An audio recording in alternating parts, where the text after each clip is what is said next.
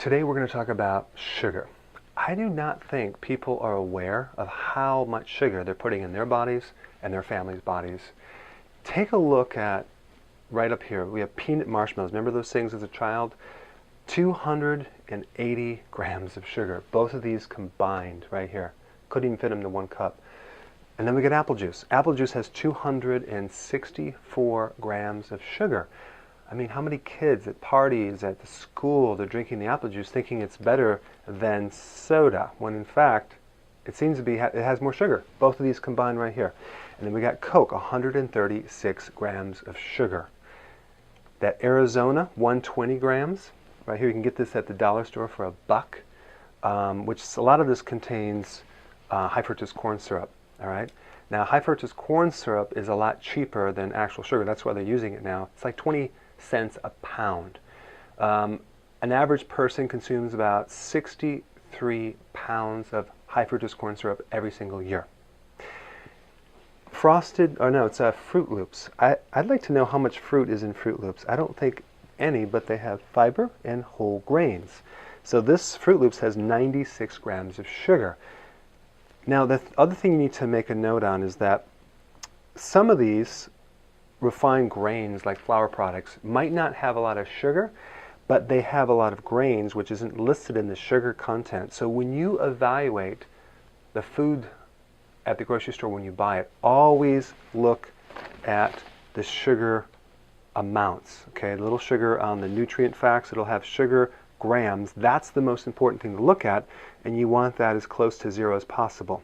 And then you want to realize that serving size per cup, and then it says how many servings per container. So you have to multiply 8 serving per container times the number of sugars to get the true amount. So if you're just looking at the sugars, it's not 12 grams for the whole box. It's 12 times 8, which is 96 grams. Okay, then we have Nutri-Grain. Nutri-Grain, blueberry, right? It says made with real fruit. But realize that there's so much sugar in here, 96 grams. There's a little bit of blueberry flavoring and puree. That's pretty much about it. Then we have orange drink. That's 91 grams of sugar. You can get this for $1 at the dollar store. And it has a lot of high fructose corn syrup.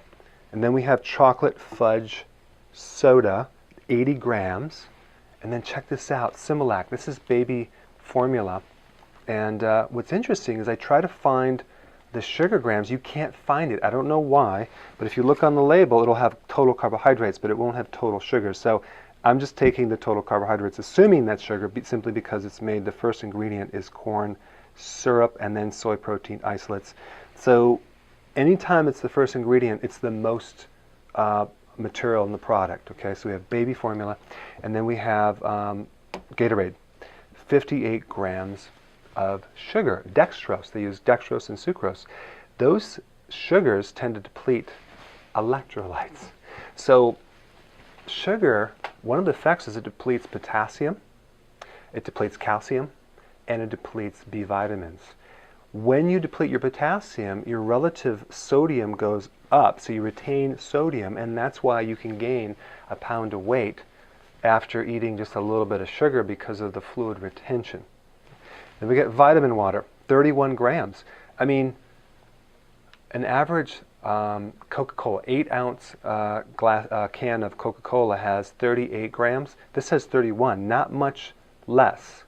And again, they should call it synthetic vitamin water because it's all synthetic vitamins. Check this out. Hidden sugar in flavored yogurt, 26 grams of sugar. That's really only 10 grams, well, 12 grams less than a Coke. There's a lot of sugar in this thing right here. And then Activia, 25 grams of sugar. And then we have Ensure. We have 23 grams of sugar with a lot of synthetic vitamins. So when you take sugar cane itself, you have tremendous amounts of nutrition which will never produce tooth decay because of all the vitamins and minerals in the sugar cane. So when they separate it out into white sugar, the other part of sugar is molasses, okay? And then they have different varying degrees of of how much of molasses versus white sugar. You have brown sugar, you have raw sugar, and then you have really dark molasses. But molasses is still high in sugar as well, but at least it has nutrition. So it's not going to form any negative effects with tooth decay too. When you bake with molasses, you're more satisfied because of the fact that it has more nutrition. It's hard to eat a lot of it. It's easier to eat a lot of refined sugar because there's no nutrients to turn off the brain's hunger. Okay? So when you eat foods high in sugar, you tend to want to eat more and more and more of it because there's no nutrition. So it depletes various things. So the other thing I want to mention, the effect of sugar is this thing called insulin. Insulin regulates sugar by getting the sugar out of the blood fast. When you take this much sugar in one sitting, for example, you're going to have massive whiplash of certain organs like your pancreas that flood that insulin and spike it to drop the sugar. And what it's doing is taking the sugar and putting it in storage as fat, triglycerides, cholesterol. Okay, that's what it's doing. So when the blood sugar goes up and your insulin goes up to counter it, you start to create fatigue within the whole system, and over time it loses control. And then you end up with low blood sugar. That's the first step. That's like a pre-diabetic. It's called hypoglycemia. Hypo meaning low, blood sugar, glycemic means sugar. So we have the situation where we have low blood sugar. So here are the symptoms. Craving sweets. Okay, that's a pre-diabetic state, craving sweets all the time. Then we have irritability, anxiety, depression, ADD, hyperactivity. Those are all signs of pre-diabetes because it's hypoglycemia. And what happens is that over time, you start creating more and more damage with the system. And now the insulin doesn't work, so now things stay high in the sugar. Hyperglycemia, that's called diabetes. Why? Because you don't have enough insulin to push it down. So the symptoms for high blood sugar would be fatigue, brain fog, much like you would feel after a Thanksgiving meal. So you have this lethargy, this brain fog, this fatigue, all right, and that's diabetes. And that's why they take certain drugs, metformin, and even insulin to start lowering the blood sugar. The problem with that is that once you're diabetic, because the sugars aren't regulated, there's a lot of side effects with vision. You go blind eventually because it affects the nerves in the eye, the optic nerve. It affects the circulation in the outer fingertips and the feet. So you start getting pain in your feet, tingling. It's called peripheral neuropathy. Eventually losing circulation, eventually losing your toes to gangrene. So there's a lot of bad effects, not just weight gain. And in the presence of just a little bit of sugar, because because insulin is a dominating hormone, you can do a lot of good things with your diet, and all it takes is a little bit of that bad thing, especially as you age, to create huge countering effects. So a little bit of sugar will block a lot of good things that you do. So you can be exercising, eating good, and sleeping, and just a little bit of sugar will bump you out of fat burning for a long time, depending on your metabolism. Now when you're 18, you can get away with it like myself, because all I ate growing up was sugar, sugar, sugar. I would live on these foods, and that's why I got into health, because I burnt my body out. I lasted till I was 28. I met a patient yesterday, in fact, and she lasted till she was like 48, and she's been living on sugar her whole life, and finally it caught up with her, and now she has diabetes and all these other problems. So that's what's motivating her. So I'm not saying you can't have all these things, but all I'm saying is I want you to be aware of what's going to occur and be willing to experience those negative effects. Be more cognitive when you eat this thing versus being slightly asleep when you're eating them and getting into that social mode where you all of a sudden you realize, oh my gosh, what did I just do? So I want you to become more aware of what you do when you consume this and realize how much damage it creates. Now, there's a couple things that you can do to get rid of cravings. Number one, you can consume more potassium. I just wrote a book, and you could download this free off my website, called The Kale Shake Diet. It's 12 pages. It's a free book, and there's nothing in here to buy. You can download it off my website. You can also come to my office and just get one free. But it's very, very simple. You should get your friends and family just to do this one simple thing. Make a kale shake in the morning, and that starts to spike your potassium, because potassium is the mineral that will help reduce the cravings to sugar. Why? Because it helps to prevent a low blood sugar situation. So it's very important to have a lot of potassium in the diet so that way you won't want as much sugar. And when you're actually craving sugar, you're not burning fat. So just realize that if you're trying to lose weight and you're still craving sugar, then you're not really burning fat. You're just burning up your sugar, and then you eat more sugar, and it's a never-ending process. True fat burning, you have no cravings for sugar. That's just an FYI. Now, the best sweetener that I use, I like xylitol. Don't give it to your dog. It's interesting as a side effect on dogs. But for you, it tastes very just like sugar. You can use it in your baking and things like that. I highly recommend something like this. And get, for your kids and things, get some recipes and do it that way. And another point I want to bring up, it's so funny how you have people that say, well, Dr. Berg, I went to Whole Foods and I'm doing organic foods. Of course, come to find out, those organic treats are made with agave nectar, coconut syrup, and brown rice syrup. It's still sugar. It's still going to create a similar effect.